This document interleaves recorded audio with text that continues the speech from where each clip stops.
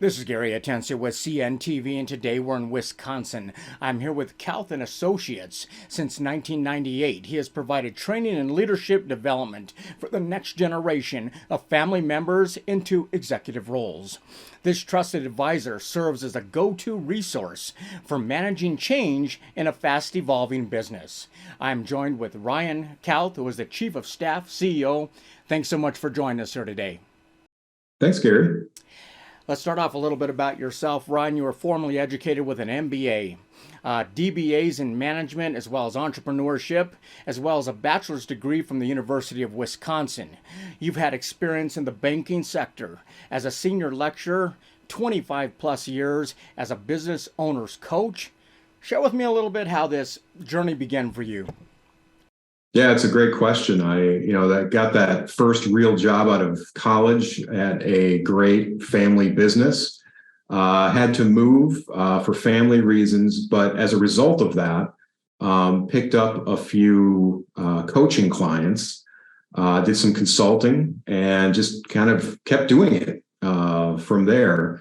Because of that family business experience, a lot of what I do is working in family businesses with next generation leaders who are the owners or going to be the owners or going to be the executives leading the company. And in particular, I also help those executives and owners with businesses that they know they can grow their business. Their customers are saying, we'll buy more from you if you can produce more, but they're kind of stuck with anything from marketing, operations, financing, hiring, with the war for talent today, as well as their own leadership development. That is excellent. I mean, business coaching as we know it today kind of started in the late 80s and early 90s. Before that, mentoring and hiring external consultants was prevalent, but it wasn't really termed as business coaching. In an ever-changing workplace, would you say coaching is more needed maybe today than ever before? I would say it is. And I also would say that there's more people who are used to it. Or I would even say it this way, there's more people that expect it. If you are hiring someone from, say, a college intern, and then that post, like I said, my first job out of college, you're hiring somebody like that, they expect some kind of a mentor program, or in the least, they expect you to be able to tell them what their career progression is going to be. And those companies that have stated on the website, they've got that plan in place, they're usually the ones where the young talent goes first. Excellent. Definitely a plan in place. Coaching is something that almost is expected, like you say, for a company to progress. Who's the coaching for? I mean, is it limited to the executives, or can the roles such as Chief of Staff, CEO for growth, turnaround, expansion initiative, can all these types of folks benefit? Who would you say is your primary target? I primarily work with business owners and their executive team members. However, what we do then is we coach them to coach their direct reports. And we can also work with their entry level kind of junior executives who don't have direct reports now, but to prepare them for being first-time supervisors. Because quite often that first-time supervisor is good technically or good functionally, but they've never really had training on how to supervise people. You're a cross-functional expert with multi-industry exposure. Because of that, are you able to coach and help really anyone from any industry? As long as we have an understanding of where we are now, where we'd like to go, and in the process of that point A to point B, it's not going to be a straight line, right? There's going to be ups and downs and curves and everything in there. As long as we can establish that, therefore that person is then probably coachable. It doesn't necessarily matter what the industry is. However, there are definitely common things that happen in specific industries that I can relate to. I mean, a success formula works across the board, and that's obviously what you provide. As we know, there are many types of coaches out there. Why did you choose business owners to coach? I sort of fell into it in a way, but it's also something that I really enjoy because I have coached first-time supervisors and I have coached middle managers, and there are aspects of that that I certainly do enjoy. But at least for me, the most rewarding is to be a coach of a founder, a business owner, as they're growing, as they're hiring, and they're mentoring and coaching up their executive team members. And I really enjoy working with multi-generations in family businesses, especially those younger junior executive family members who are kind of the up and comers in that family business. Basically, the up and comers, you're helping them progress into that position as they know it. You assist family businesses. Would you say your clients become your family, kind of? And do they themselves inspire you to do what you do? Yeah, the greatest thing about coaching, business coaching, is I learn a ton from my clients. And that then helped me be a lecturer at college because I could weave in actual stories. They were client stories. I didn't say who the clients were. I didn't say who the companies were, but those specific experiences were real.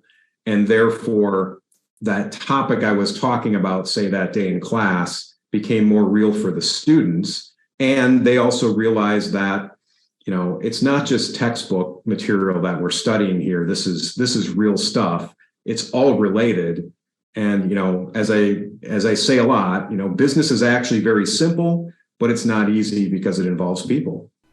Hands-on practical strategies. I mean, you have many skills that you have developed over a quarter of a century. Is listening a skill that helps you to customize a strategy and provide tools kind of for each unique client? Yeah. And again, I'm always learning myself and I can always be a better listener.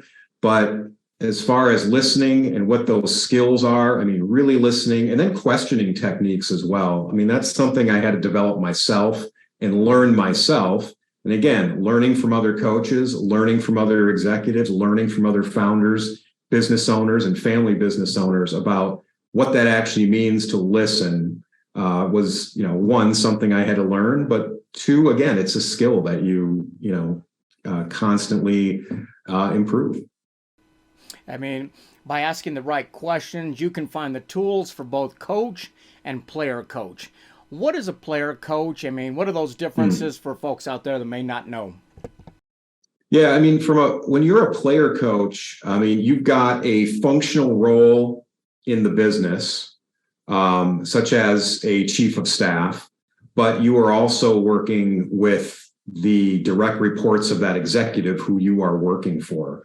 So not only do you have a little bit of authority given to you by that, say, CEO, if you're the chief of staff, for example, there's that, but you also have to come to bat and be competent in what you're doing, which quite often is working with those executive team members who understand the CEO, but now also have to understand how you are helping the CEO and the team and the company in general continue to move forward at a more efficient pace than it would be without you.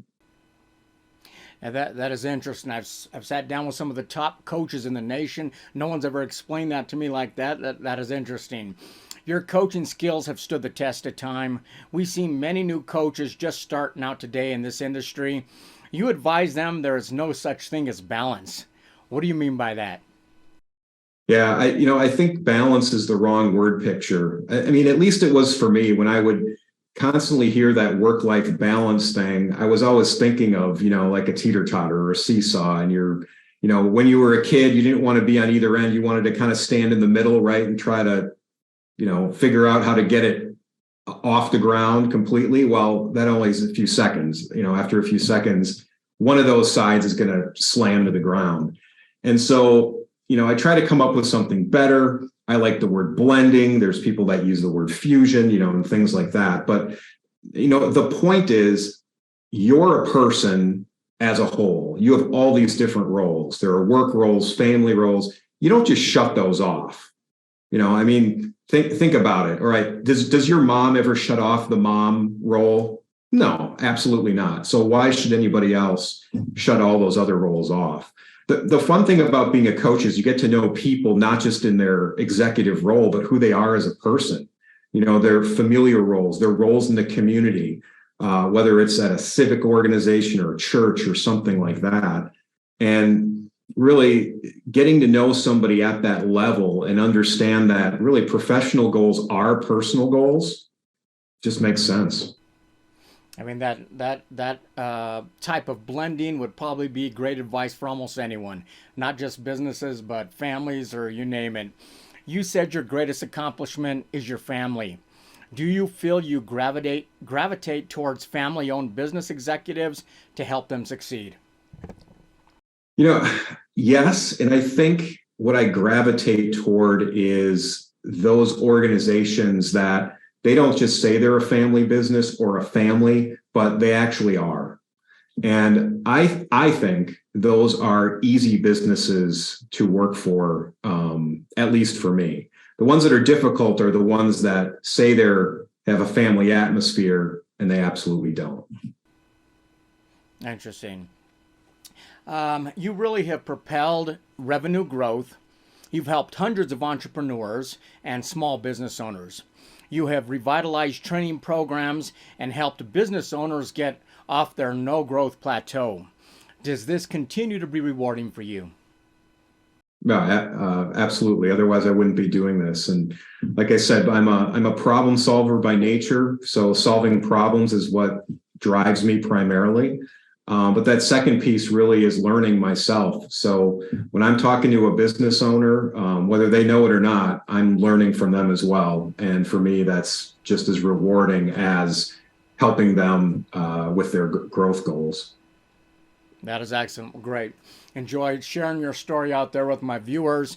Viewers, let's take a look at the bottom of the screen right there. What you're going to see is his website. On the website, you can learn more about Ryan and the experience he can bring to your organization. The results he has produced, really, they're in black and white right there on the website. His contact information is there, so you can reach out to him today. Once again, that is Kauth and Associates, providing training and leadership development of the next generation of family members into executive roles, serving you as a go-to resource for managing change in a fast-evolving business. This is Gary Atencio with CNTV, and if you don't know, now you know.